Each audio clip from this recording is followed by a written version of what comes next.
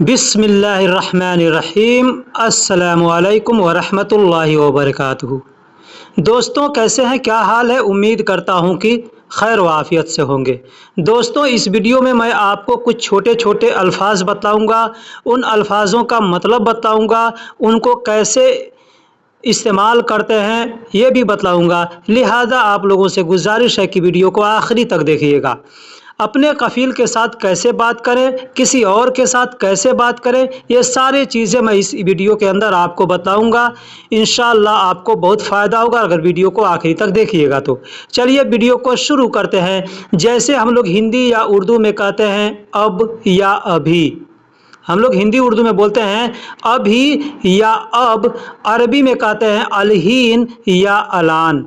अलहीन का मतलब भी होता है अब या अभी, और अलान का मतलब भी होता है अब या अभी। जैसे कहना हो अब जाना चाहिए, अब जाना चाहिए, अरबी में कहेंगे अलहीन रोह इबगा। अलहीन यानी अब या अभी, रोह का मतलब जाना, और चाहिए को अरबी में इबगा कहते हैं। तो कहना हो अब जाना चाहिए या अभी जाना चाहिए, अरबी में कह सकते हैं अलहीन रोह इबगा, अलहीन रोह इबगा। अब नहीं जाना तुम, अब नहीं जाना तुम, या अभी नहीं जाना तुम, अगर कहना हो अरबी में कहेंगे अलहीन मा अंतरो। अलहीन यानी अब या अभी, माँ का मतलब नहीं, अंत यानी तुम, रोह का मतलब जाना। तो अब नहीं जाना तुम कहना हो तो अरबी में कह सकते हैं अलहीन मा अंतरो, अलहीन मा अंतरो। दोस्तों, यहाँ पे अलहीन के जगह पे चाहें तो अलान भी बोल सकते हैं। अब आ जाओ, अगर किसी से कहना हो कि अब आ जाओ, अरबी में कहेंगे अलहीन ताल या अलहीन ईजी। यहाँ पे दोनों शब्द का प्रयोग कर सकते हैं, ठीक है। जैसे कहना हो कि अब आ जाओ तो कहेंगे अलहीन ताल या अलहीन ईजी। अलहीन का मतलब अब या अभी, और ताल का मतलब आओ होता है, ठीक है। तो अभी आओ या अब आओ बात सेम सेम है। वही कहना अभी आ जाओ या अब आ जाओ बात सेम सेम है। इसलिए मैंने कहा कि ताल भी बोल सकते हैं या ईजी भी बोल सकते हैं। ईजी का मतलब आना, आऊँगा, आओगे, आ जाओ, ये सब जगह इस्तेमाल करते हैं। और ताल का मतलब होता है आओ या आ जाओ। अब क्या करोगे, अगर कहना हो कि अब क्या करोगे, अरबी में कहेंगे अलहीन एश सौवी, अलहीन एश सौवी। दोस्तों, अलहीन के जगह पे अलान का इस्तेमाल किया जा सकता है, मैंने पहले बता दिया। हर जगह नहीं बताऊंगा, इसलिए आपको यहाँ पे ध्यान देना होगा। जहाँ जहाँ अलहीन शब्द का प्रयोग करते हैं वहाँ पे आप अलान का भी प्रयोग कर सकते हैं, ठीक। जैसे अब क्या करोगे या अभी क्या करोगे, बोलेंगे अलहीन एश सौवी या अलान एश सौवी। अलान या अलहीन का मतलब अभी अभी, एश का मतलब क्या, और सौवी का मतलब करोगे। अभी तुम कहाँ जाओगे, अगर कहना हो कि अभी तुम कहाँ जाओगे या अब तुम कहाँ जाओगे, अरबी में कहेंगे अलहीन वैन अंतरो, अलहीन वैन अंतरो। अलहीन का मतलब अभी आया भी, वैन का मतलब कहाँ, अंत का मतलब तुम, और रोह का मतलब जाओगे। दोस्तों, रोह का मतलब जाना, जाओगे, जाता हूँ, जाऊँगा, जाएगा, जा रहा है, ठीक है, सब जगह इस्तेमाल किया जाता है। अभी तुम कैसे जाओगे, अगर कहना हो कि अभी तुम कैसे जाओगे, अरबी में कहेंगे अलहीन कैफ अंतरो, अलहीन कैफ अंतरो। अलहीन का मतलब अब या अभी, कैफ का मतलब कैसे, अंत का मतलब तुम, और रोह का मतलब जाओगे। अभी तुम कैसे जाओगे, अरबी में कह सकते हैं अलहीन कैफ अंतरो। दोस्तों, इस वीडियो के अंदर मैंने जो भी शब्द का प्रयोग किया है वो सारे लोकल अरबी अल्फाज हैं जो हम लोग रोज़ बोला करते हैं, ठीक। अभी तुम कैसे हो, अगर किसी से पूछना हो अभी तुम कैसे हो, अरबी में कहेंगे अलहीन कैफ अंत, अलहीन कैफ अंत यानी अभी तुम कैसे हो। अलहीन का मतलब अब या अभी, अलान का मतलब भी अब या अभी, तो कह सकते हैं अलान कैफ अंत या अलहीन कैफ अंत यानी अब तुम कैसे हो या अभी तुम कैसे हो। एक और चीज़ बता दूं, अगर सिर्फ कहना हो कि तुम कैसे हो तो कह सकते हैं कैफ अंत, कैफ अंत या केफक एक अरबी का अल्फाज है। केफक यानी तुम कैसे हो, केफ का मतलब कैसे, और आखिरी में क लगा देंगे, मतलब हो गया तुम। अब तुम काम कैसे करोगे, अब तुम काम कैसे करोगे या अभी तुम काम कैसे करोगे, अरबी में कहना हो तो कह सकते हैं अलहीन कैफ अंत सवी शुगुल, के अलहीन कैफ अंत शुगुल सवी या अलहीन कैफ अंत सवी शुगुल।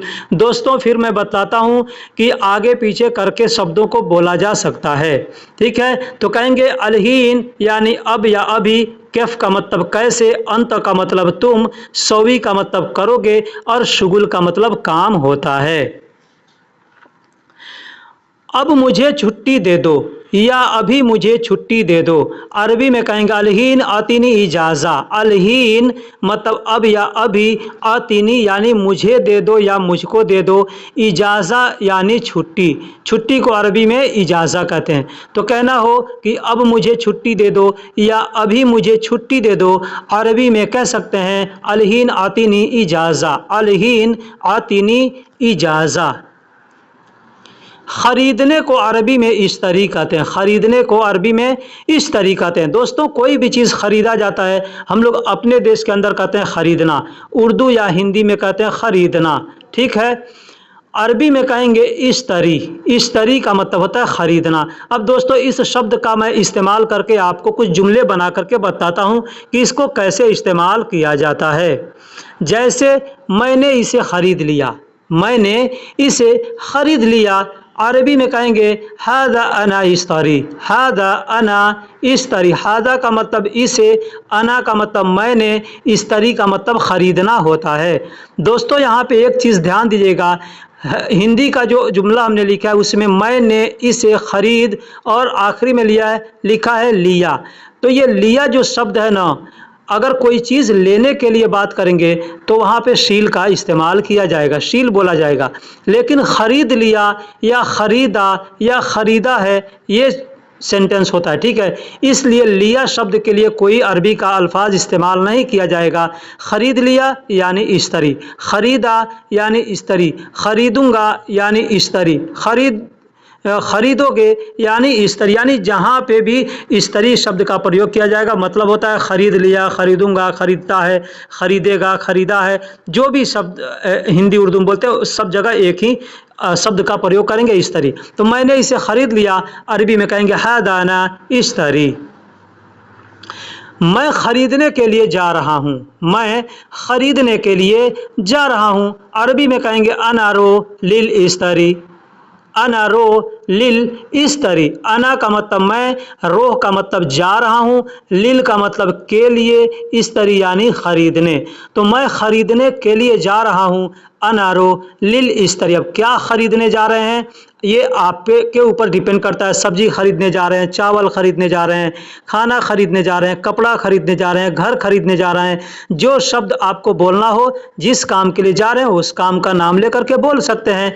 मैं ख़रीदने के लिए जा रहा हूँ अनारो इश्तरी या अनारो लिल इश्तरी, ठीक है। लिल का मतलब के लिए होता है।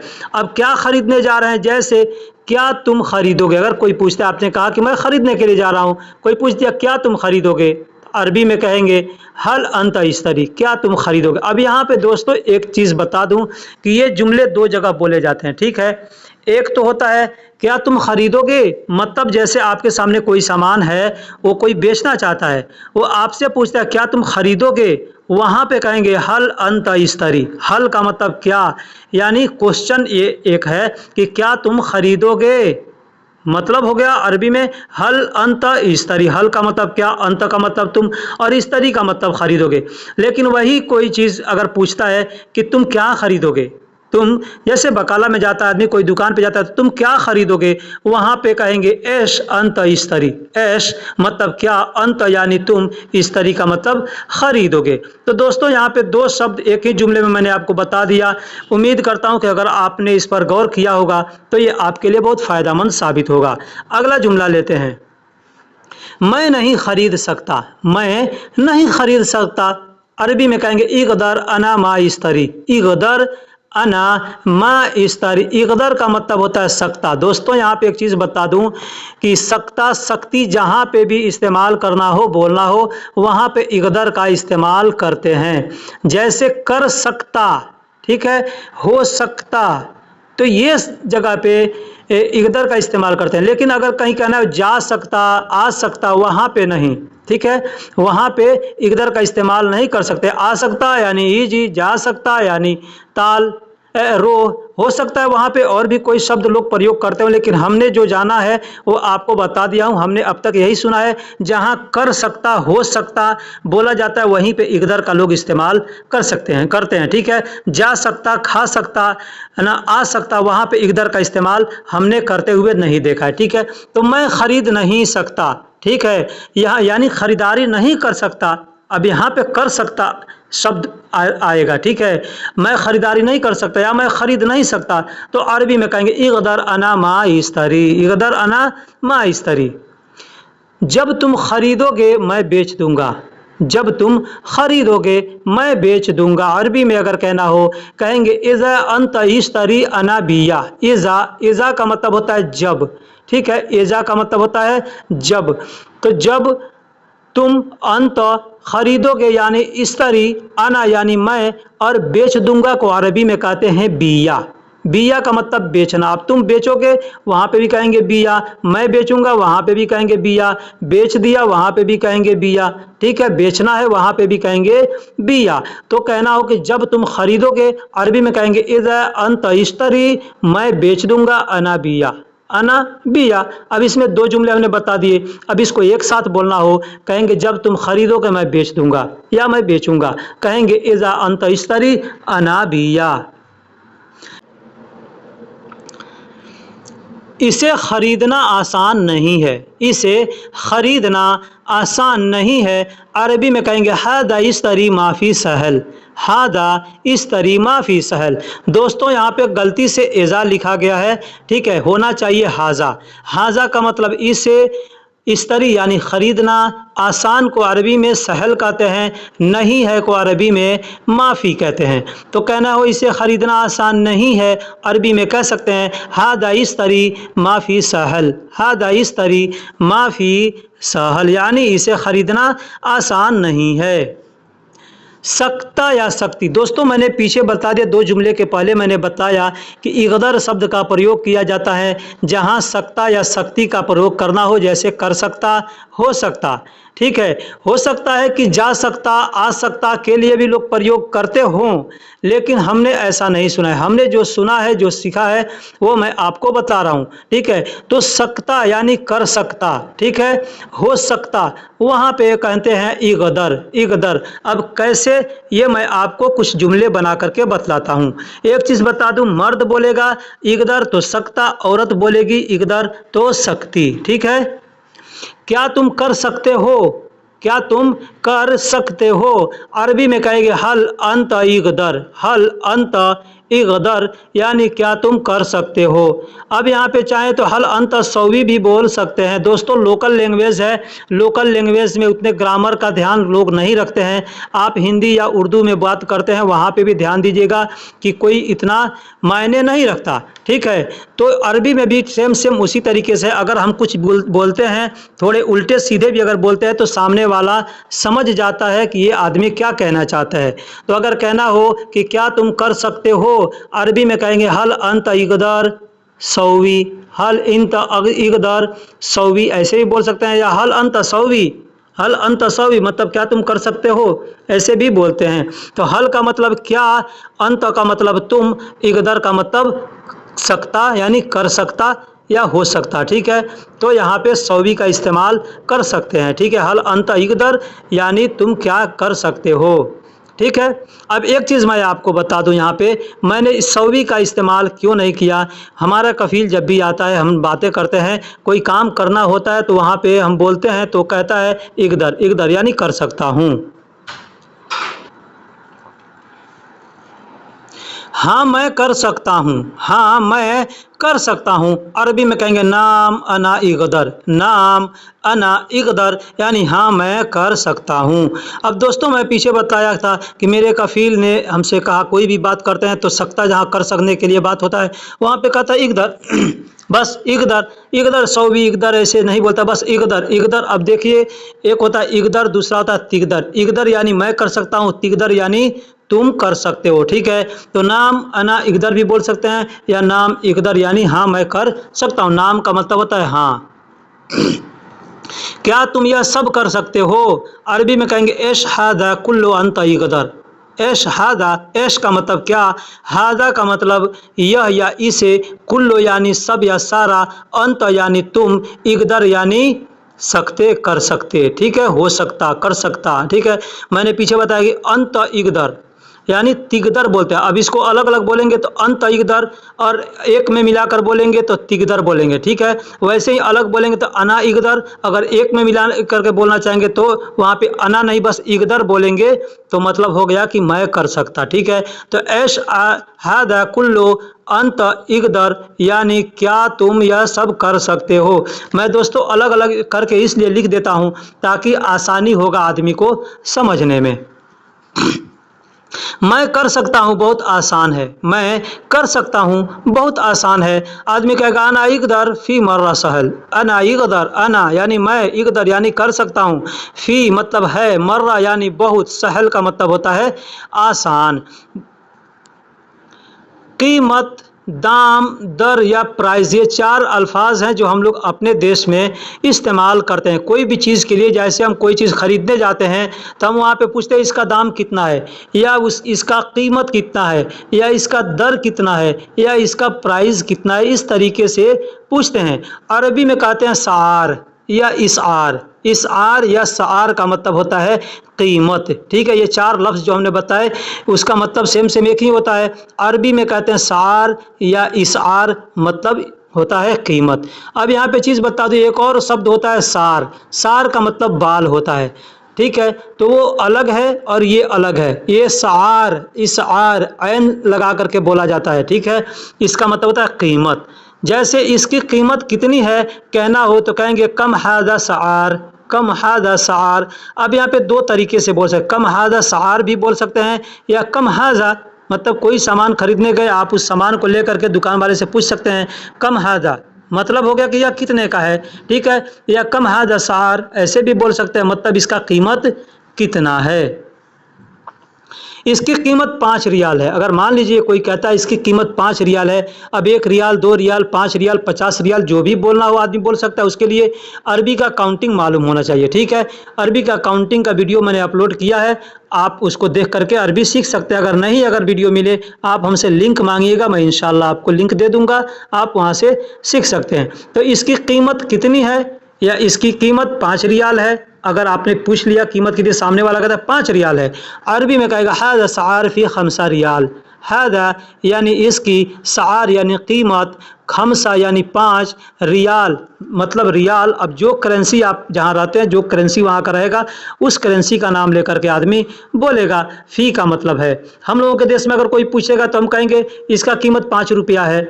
सऊदी में कोई पूछेगा तो कहेगा इसका कीमत 5 रियाल है।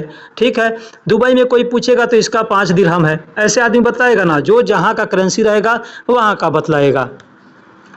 बहुत या ज़्यादा, बहुत या ज़्यादा हम लोग हिंदी या उर्दू में बोलते हैं।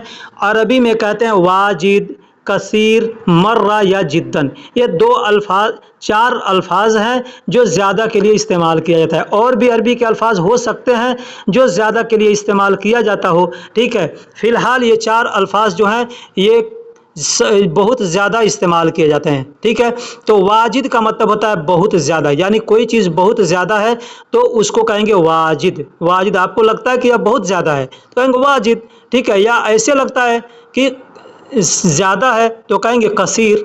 कसीर, ठीक है, मतलब ज़्यादा है, मर्रा यानी ज़्यादा है, जिद्दन यानी ज़्यादा है, ठीक है। तो ये चारों अल्फाज सेम है, बस वाजिद का मतलब होता है बहुत ज़्यादा, ठीक।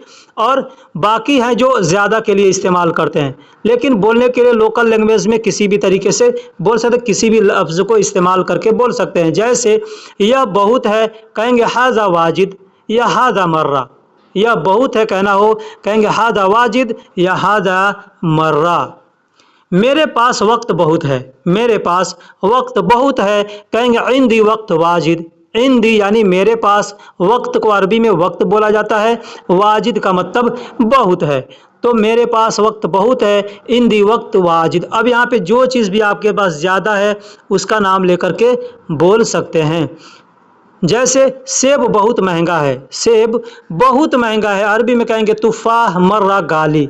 तुफ़ाह कहते हैं सेब को, मर्रा का मतलब बहुत। अब यहाँ पे चाहें तो कह सकते हैं तुफ़ाह वाजिद गाली, तुफ़ाह जिद्दन गाली, तुफ़ाह कसीर गाली, ठीक है, यानी बहुत के लिए। और गाली का मतलब होता है महंगा, ठीक है। अब कोई भी चीज़ खरीदने जाते हैं, उसका अगर कीमत ज़्यादा लगता है तो आप कह सकते हैं मर्रा गाली।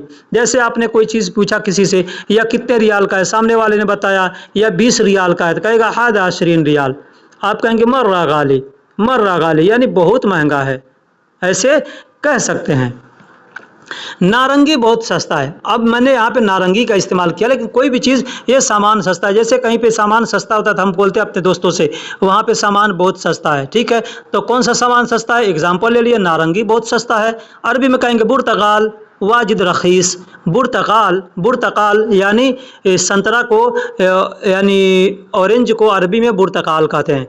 और वाजिद का मतलब बहुत है, और रखीस का मतलब होता है सस्ता, ठीक है। तो सस्ता को अरबी में रखीस कहते हैं और महंगा को अरबी में गाली कहते हैं, ठीक है। तो दोस्तों वीडियो कैसी लगी आप हमें कमेंट बॉक्स में ज़रूर बताइएगा। वीडियो में अगर कुछ गलती हुआ है या कोई चीज़ ऐसा लफ्ज़ है जिसका मैं मतलब गलत बताया हूँ और आप जानते हैं कि इसका मतलब ये नहीं ये होता है, ठीक है, या उसका दूसरा भी कोई मतलब होता है, आपको अगर जानकारी है आप हमें कमेंट बॉक्स में ज़रूर बताइएगा। फिर मिलेंगे अगले वीडियो में, तब तक के लिए अल्लाह हाफिज़, सलाम अलैकुम।